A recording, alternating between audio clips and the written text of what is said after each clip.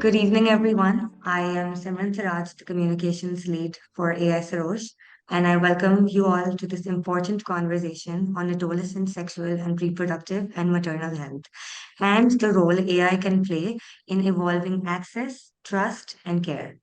Today's session is part of AI-Sarosh, a regional knowledge hub co-led by PHC Global in Pakistan and GTA Foundation in Nepal.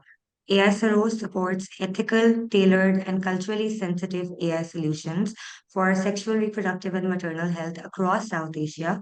The work spans Bangladesh, Nepal, Sri Lanka, and Pakistan, and the beauty of this journey lies in the deep roots of local needs and community experience. Our episode series called Inside the Project aims to highlight the nine AI innovations working on sexual, reproductive, and maternal health across South Asia through AI Sarosh. These conversations, we will spotlight projects that are designing locally rooted solutions, share emerging lessons, and build a regional community of practice dedicated to ethical AI advancements, especially in sexual, reproductive, and maternal health. To talk about today's episode, as many of us who are working in health know, adolescent health is often an afterthought, especially when it comes to sexual and mental health. We will today be hearing from two brilliant minds behind a very exciting intervention by CMED Health in Bangladesh. I would like to welcome Dr. Khondaker Mamun and Dr. Marzia Zaman. Thank you. Thank you for having us. I am looking forward to learning from both of you today, and I am very grateful that you made time to join us today. To explain the structure for today's conversation, the episode will be surrounded around three themes. Number one being what is being missed in adolescent sexual, reproductive, and maternal health across our health systems. The second one being what needs to be prioritized in these spaces, especially when we're talking about adolescents' lived experiences. And the third on how AI, when used responsibly and ethically, can help us shift the narrative that we have identified. We will keep this conversational. I'll be asking you questions, and then you both can take turns to answer them or decide who will go first. So if we're all ready, I'd like to start the episode. Yeah, please. So let's start with a broad but a very necessary question. And this question is for both of you. What do you think, what are our current health systems getting wrong when it comes to adolescent sexual and reproductive health? Where are we failing, and how did it show up in your context, especially in Bangladesh? So I think you made a very critical questions about sexual reproductive health and the adolescent. So if we think about it, sexual reproductive and mental health is a huge taboo and stigma in our society. We even very shy to talk with the physicians about sexual health, reproductive health, and mental health. And due to that, there is a lot of impact of suicide, depression, and many things. And when it comes to the adolescent, that is more deprived, because adolescent is a age, they are not independent. They depends on the parents or in teachers and so on. They are more stigmatized. They even not able to talk with a teacher about their different health, right? It goes to girls and boys. So this is a very untouched area in health sector for many years. I think today's discussion is one of the very important things to actually break all the taboos, that how we can actually empower our adolescent girls and boys to know about their minds, their mental health barriers, and because when it comes to sexual reproductive health, the adolescent age is the age that have a transformation from a medical transformation, I could say. Marzia can add more if a detail on it. So this actually not touched by any health system in mostly LMIC countries or in Bangladesh.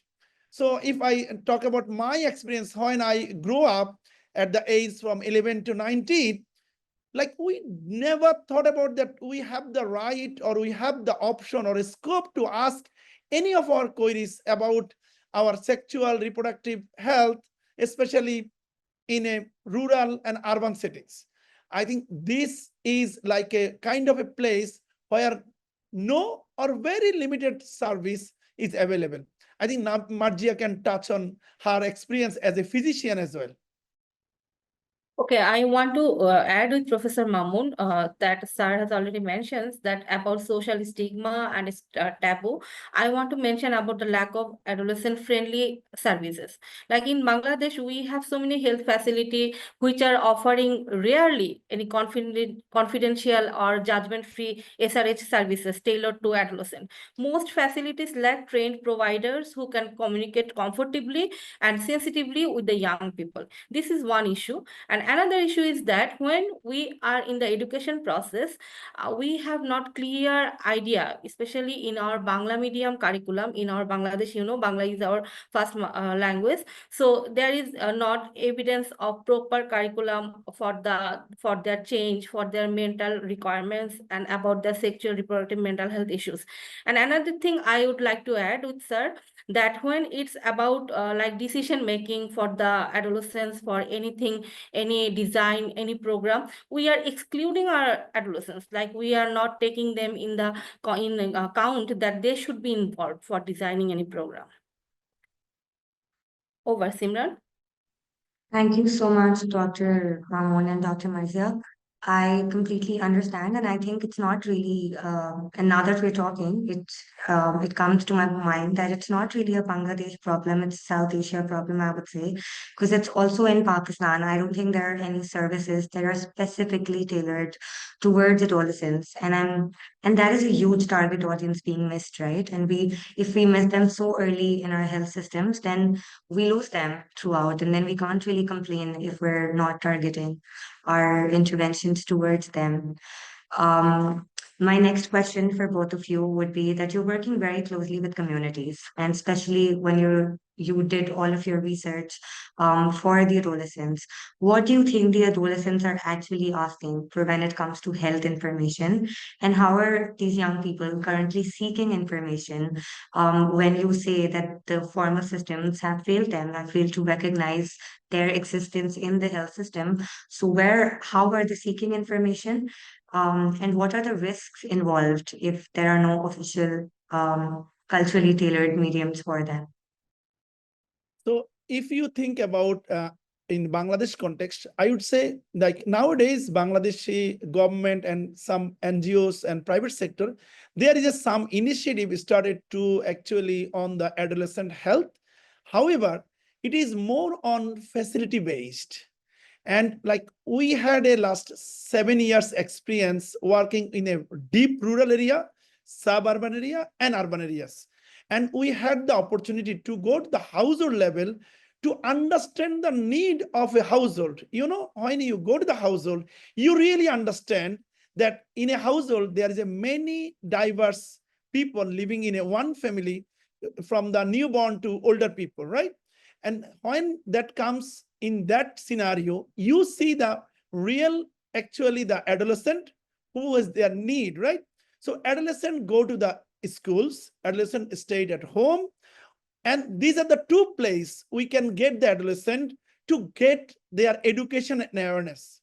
And after working last 5 years directly to the community level, what we found that many adolescents, they actually need to know many of their queries that is in their mind.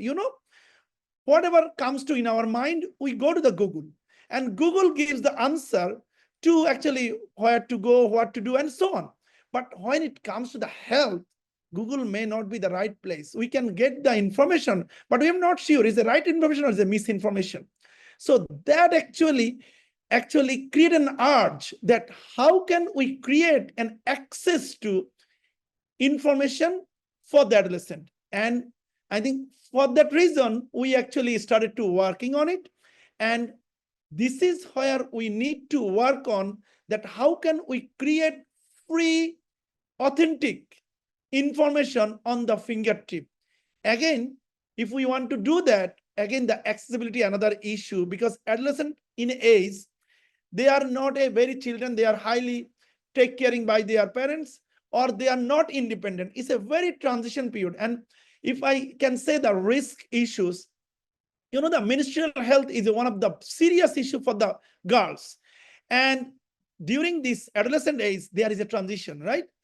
And they having a pain, there is a lot of hygiene issue, there is a lot of infections and so on. And our mothers are the only source for their girls, right? But they don't know, is it the right to ask the mother? And maybe education of the mother is not very much there. So this is a very complex things. I think this need to be addressed. I think I should hand over to Marzia. Marzia can actually add on things like a clinical perspective and other social perspective as well. Okay, thank you. Actually, I want to add something from field that you have asked first, that as we are working closely with the community and people are asking that about the health information which are available. Actually, the teenagers or adolescents, they want clear, accurate, and relatable sexual reproductive health information. And they need safe space, it may be physically or digitally, whatever. They need safe space to ask for any questions. And on the other hand, they need information about like consent, relationship, emotions, or about their body changes.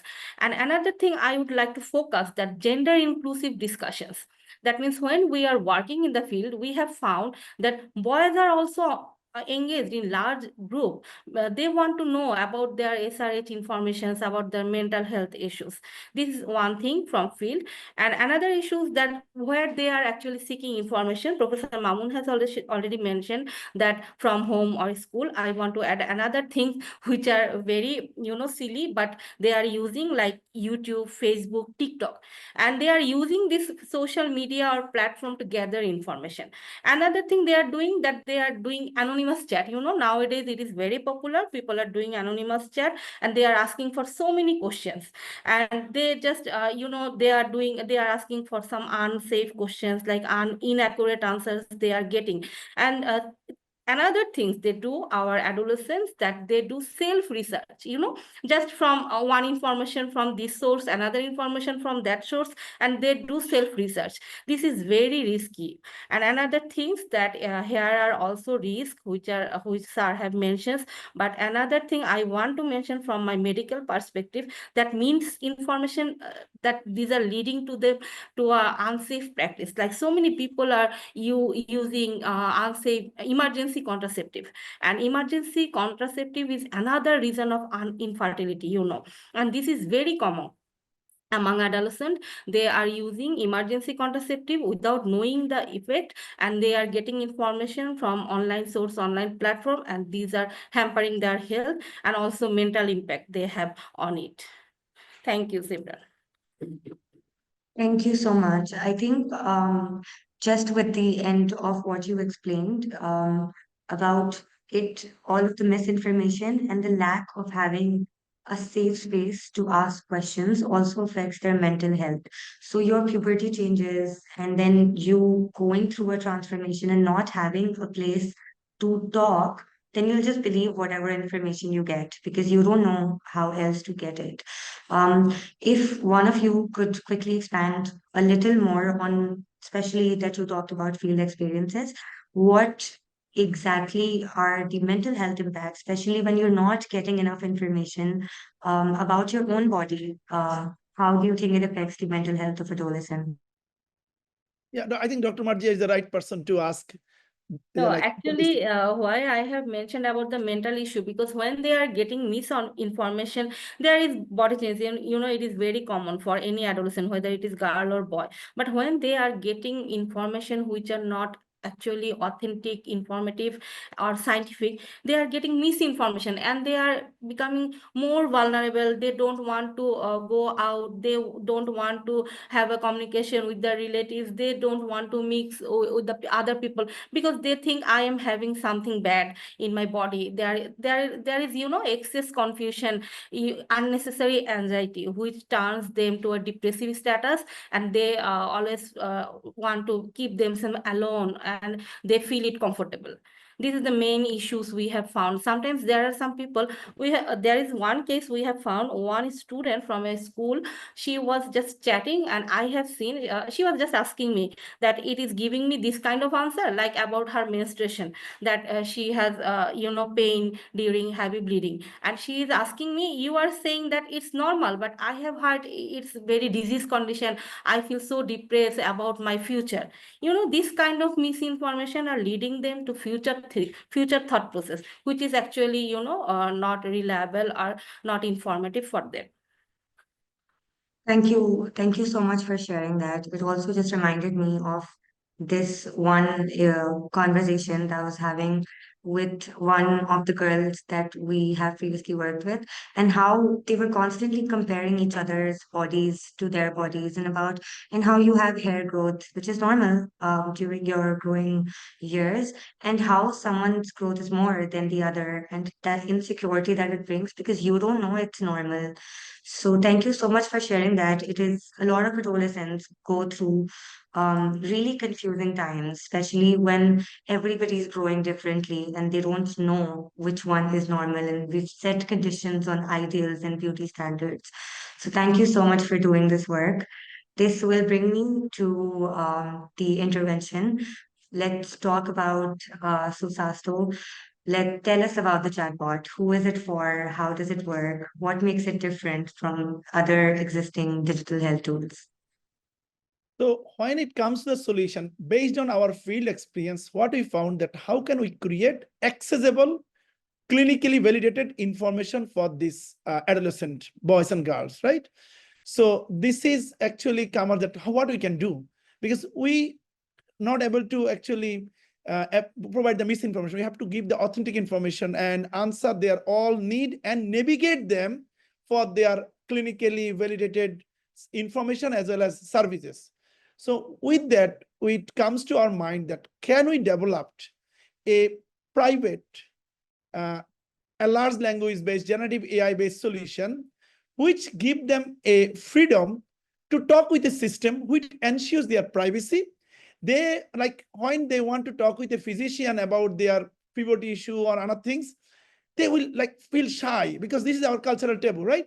But if they have a smartphone or a kiosk, they can go inside, they can have a private space, they can talk independently without any shyness, they can ask, and they can get clinically validated answers so that they can get confidence that what they got and what to do. And when we try to design a solution that have a few challenges at first, number one is, do you have a medically validated data to develop the chatbot through using large language model or generative AI? And we found we don't have the data. So we have to start from the creating the data set. That data set actually clinically validated by the expert like reproductive health, sexual health, and mental health experts to ensure that the information is valid and correct. And second is, how can we build a naturalistic voice and text-based generative AI model which can understand the voice and text of a user and try to understand the questions and answer it according to the questions, and which should be our own language. It is not in English, it should be our own language so that we can own it. So I think when we actually realize all these things, we actually design the solution and from the creating the sources of capturing data, then creating the data set with a clinically validated information and with a two-layer validation, clinical validation, when you do the clinical validation, we have to do it in a process with a clinical validation, and also we need to take the permission for our National Ethics Council to ensure that we are doing things right, and with our expert panels, and then design and develop our AI models like a chat GPT, like we call it Bangla Medical GPT. And then you can see that developing the data set, clinically validation the data set, develop the model. And next step is we have to clinically validate the model, that model can able to answer it. And when it is a long process, that when it is saying that model is able to clinically validate, answer the questions that actually user asking, that need to be, is the information right? Is in the information partially right? Is the information relevant? Is the information out of the scope? Is the information like have a understanding of the questions? Because question have the emotion as well, and emotion need to be integrated. So all of these things need to be embedded so that our adolescent can get benefit from it, are not creating harms for them. So that all the things need to be in place, and our solution we designed considering all of these things. And I would say Marzia actually can add more on it, that how we actually gone through the challenges, and we did our first layer clinical trial, and she can add with it. And we actually really like try with our Bangla Medical GPT Susastho AI with a 1500 plus adolescent to answering their different questions that they really want to ask. And Marzia, over to you. You can actually share your all the journey of design to development to evaluations. Actually, Professor Mamun has covered all the things that we have done with our Susastho AI development. One thing I want to actually add, during this development process, during the in the methodology system, we have to gather so many data. You know, we have to at first search for link. We have to go to expert physician, expert AI expert. We have to discuss with them. We have to do so many consultative workshop. We have sought out like 300 plus links, 300 plus source, different source we have gathered. Then at first layer, we have to sort out the accuracy. Then from there, we have to extract data, thousand data. From thousand data, we have done your clinical validation. And clinical validation was always 3-layer validation. At first layer, one medical team has gone through the data and they have checked all the data and whether it is correct or incorrect, what already Professor Mamun has mentioned. Second layer, second team also done this. And then when there is disagreement between these two teams, we have third physician team who have evaluated, you know, the information, and they are more expert than another two team. And then we have choose the accurate information for the chatbot. And you know, other health chatbot which are in the market, like in English, in their own language, this is the first Bangla medical GPT or Bangla chatbot which are for adolescent in our country. And it is solely in Bangla, and any people in our country can use it as it is our own language. And we have also focused about, you know, local insights and about their experience. We have embedded, you know, adolescents in focus group discussion, and we have taken so many important evaluation method and about their view. We have exchanged our knowledge. We have taken their experience, and so many things have been poured in a glass of water. Then we have made a, you know, final version of our chatbot. Simran, thank you. Marzia, you maybe add your experience of when you give it to the real adolescent to use your solution, and you get many questions that actually some questions that not able to answer. And that was also a big, huge learning for us. You can share that as well. Yeah, we have, you know, we have a bulk of data and so many informations we have gathered after focus group discussion, after consulting with people, so many things we have done to gather all the information. But, you know, there are some uncommon questions, what we have never thought. Like as a physician, I have never thought that this can come to mind of person, this can come to adolescent's mind, that he or she is thinking like that. Man, they are thinking very critically. If we have this, what can I do? If we have this, can we go with this kind of, you know, so many biased questions, so many diverse questions. And again, we have to do iteration, you know, so many data we have to again collect, again we have gathered their questions, again we have made a pool of data, what can be answered, how it can be answered. So many process has gone through to you know, to satisfy them actually. Thank you so much for giving this detail. The whole project sounds very interesting. I I'm particularly more interested in the language aspect of it. It is such a proud moment to then do it in our local languages because I think growing up, we're not all very familiar with English. Growing up, then we have to, when we work, we have to get into English. But as an adolescent, your mind thinks in your local language because you're listening to local language normally. What were your observations when you went into field specifically regarding language? And are the adolescents equipped with the words, the language that they need to talk about adolescent health, especially because we're not taught health terms, essentially. So, how was introducing this chatbot in Bangla to the adolescents? How was that experience like? Yeah, this was another part of our journey I have missed. When it is about local language, when it is about solely about our language, at first we have gone through some transformative medical term which are usually used among the people, and we have gone through it. But when we were in the field for the first time for feedback or for feasibility from user opinion, we have found that they are using some biased word which is actually not medical term and which is not solely Bangla term. They are using some biased word, what we can say like slang. They are asking because they are habituated with it, because they are mixing with the local people. They have heard about this word from them, but they are not aware of medical term. It's very natural for any country with their local language.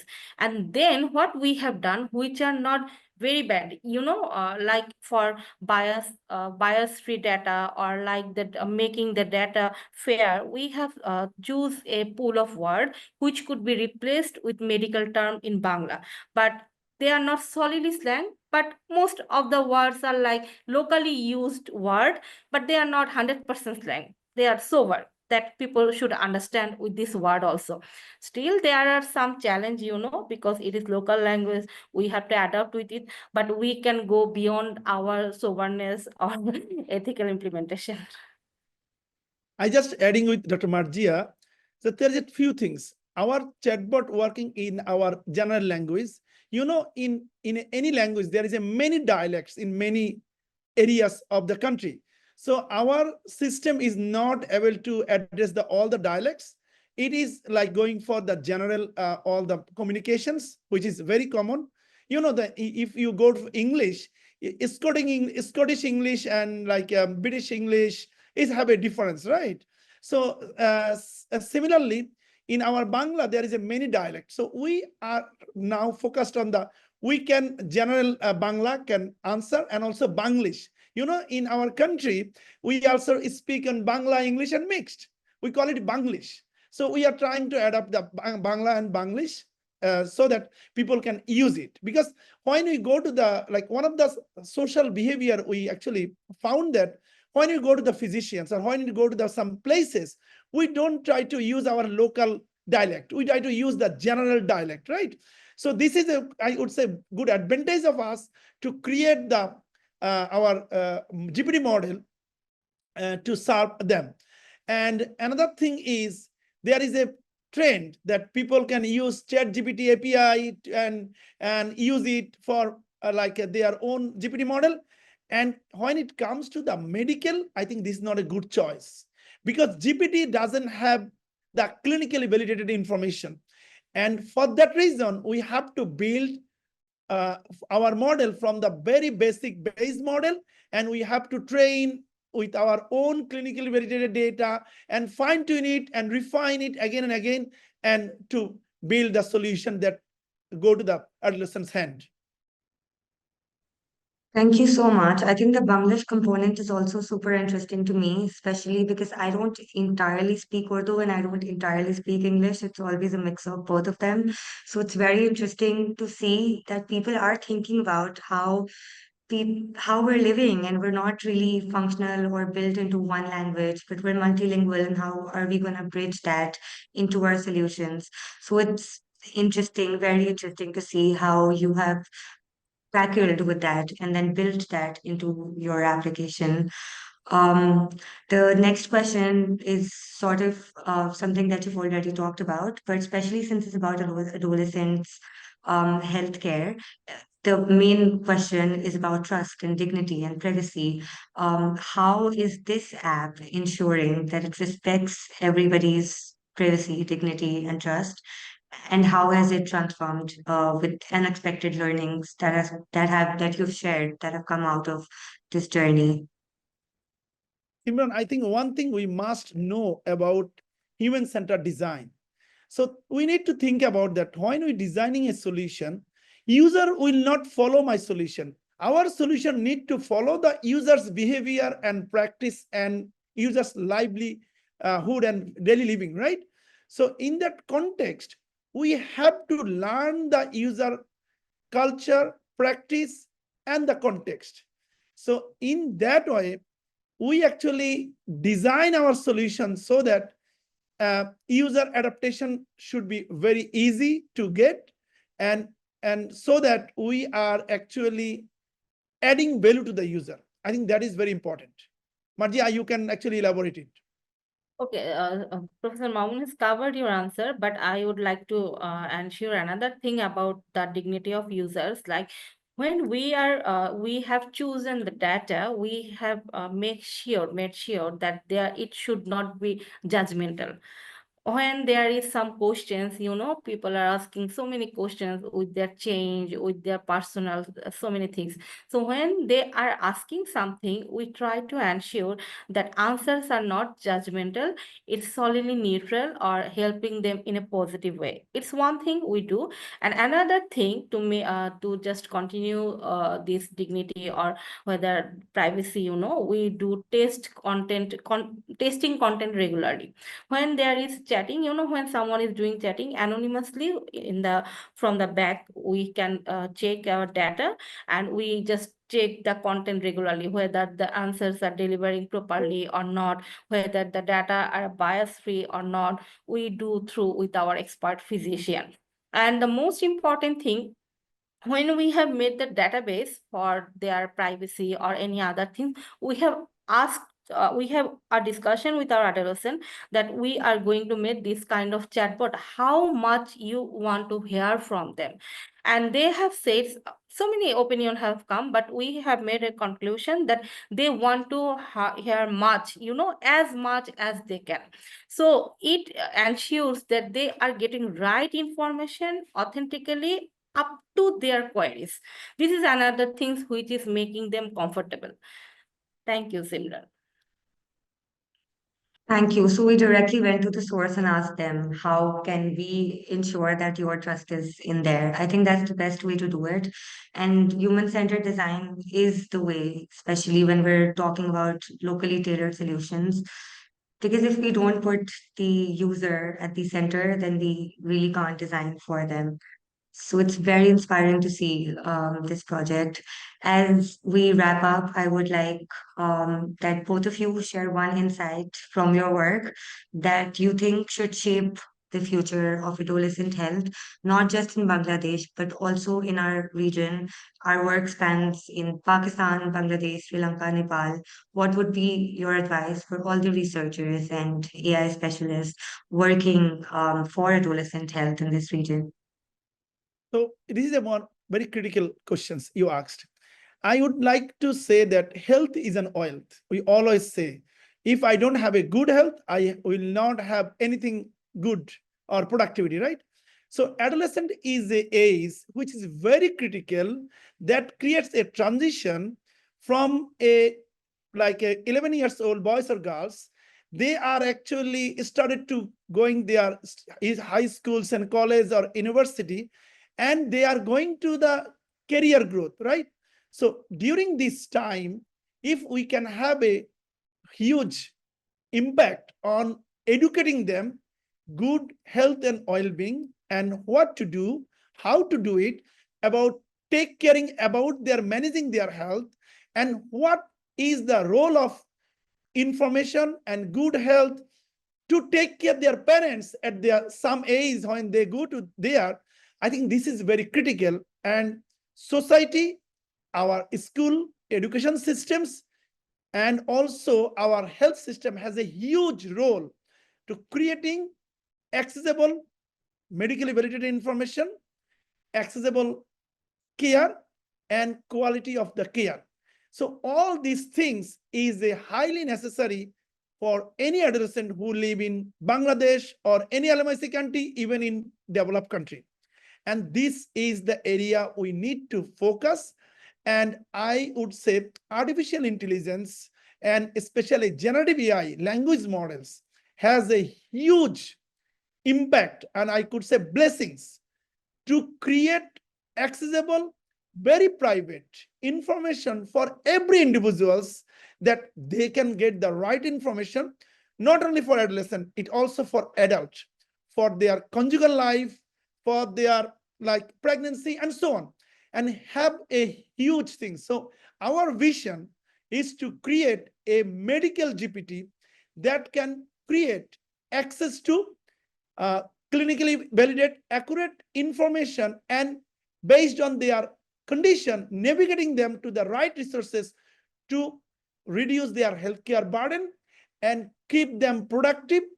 And in that way, we can create any nation healthy, productive, and helping them living prosperous lives. I would like to in that way.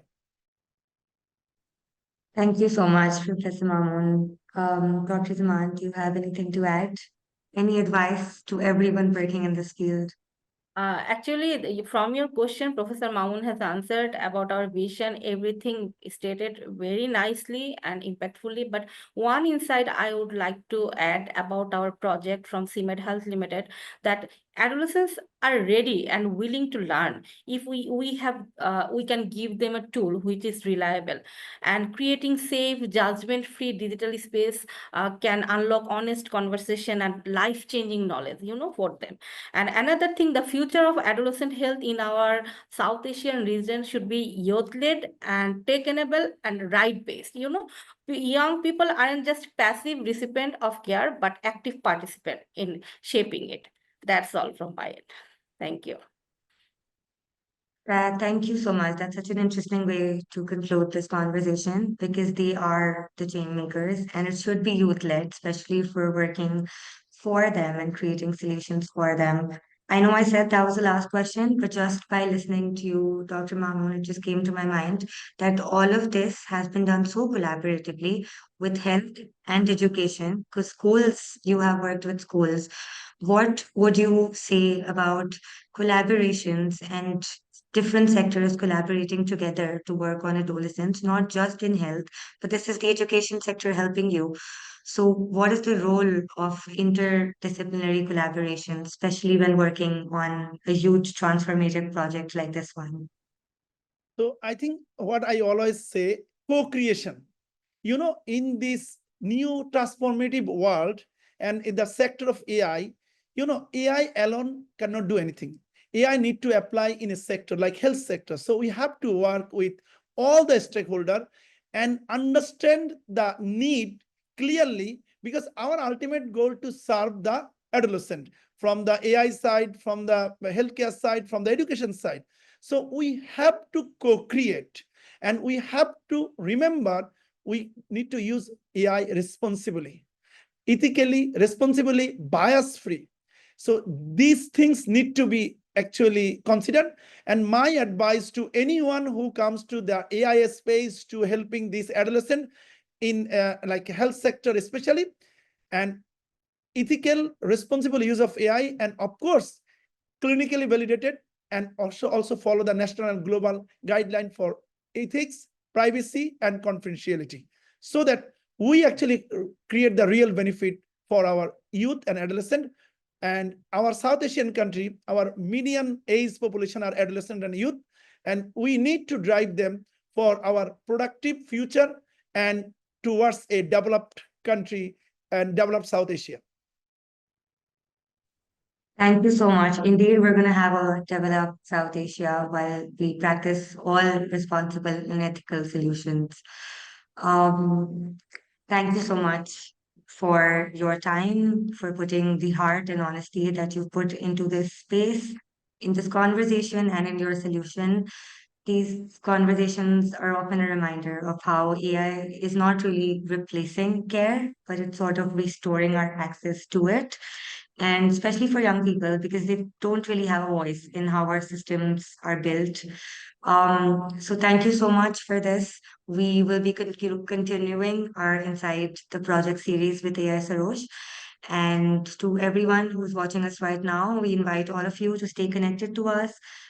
We will share the contact details for Professor Mamun and Dr. Marzia Zaman with this episode. So stay connected, learn from each other, and keep pushing for health systems that see adolescents as whole human beings and not just a part of it. Thank you for joining. Take care, and we'll see you in the next episode. Thank you so much. Thank you. Thank you.